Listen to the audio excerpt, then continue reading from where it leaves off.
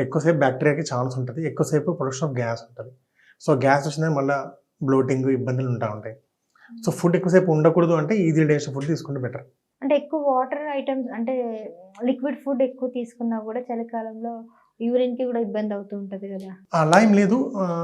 Liquid food అని కాదు నేను చెప్పింది. నార్మల్ ఫుడ్ తీసుకోవచ్చు. లిక్విడ్ కూడా మీరన్నట్టుగా వార్మ్ తీసుకుంటే బావుంటది. వార్మ్ వేడి వేడి ఏది పాలు. సూప్ తీసుకోవచ్చు మీరు. వేడి వేడి పాలు ఏదైనాను సూప్ తీసుకోవచ్చు. హ్మ్. సో, ఆహ్, వార్మ్ వాటర్ కూడా తాగితే బావుంటది. బాడీ అంతా కూడా బెటర్ ఉంటది. కంపేర్ టు నార్మల్ కోల్డ్ ఇవన్నీ. ఈ కోల్డ్ గాని, బెవరేజెస్ మీరన్నట్టు తీసుకుంటే బాడీలో ఆ గ్యాస్ ప్రొడక్షన్ ఎక్కువ ఉంటుంది.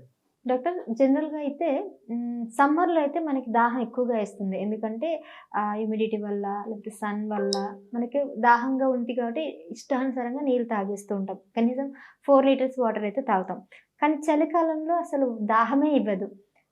ఆ విధంగా చాలామంది వాటర్‌ని చాలా స్కిప్ చేస్తూ ఉంటారు. అలా తక్కువ నీళ్ళు తాగడం వల్ల ఎటువంటి సమస్యలొస్తాయి చలికాలంలో? అంటే వాటర్ తాగడం మంచిది. కాకపోతే క్వాంటిటీ అనేది చెప్పడం కష్టం. ఇప్పుడు మీరన్నట్టుగా 4 లీటర్ అన్నారు కదా! 4 లీటర్, 2 లీటర్, 1 లీటర్ అంటే ఏముండదు. Depends upon the body size. ఇప్పుడు ఒకడు 70 కేజీస్ ఉన్నవాళ్ళు హీ విల్ టేక్ 3 లీటర్స్. ఒక 30 కేజీస్ ఉన్నవాడు హీ విల్ టేక్ 1 లీటర్. కాకపోతే urine should be in the colour of water. Urine ఇలా ఉంటే చాలు. అంటే సరిగ్గా హైడ్రేట్ అవుతున్నట్టు అంతే. వాటర్ ఎప్పుడు అది చలికాలం గానీ, ఎండాకాలం గానీ, ఏ కాలంలో అయినా తక్కువ తాగితే ఖచ్చితంగా ఇష్యూయే.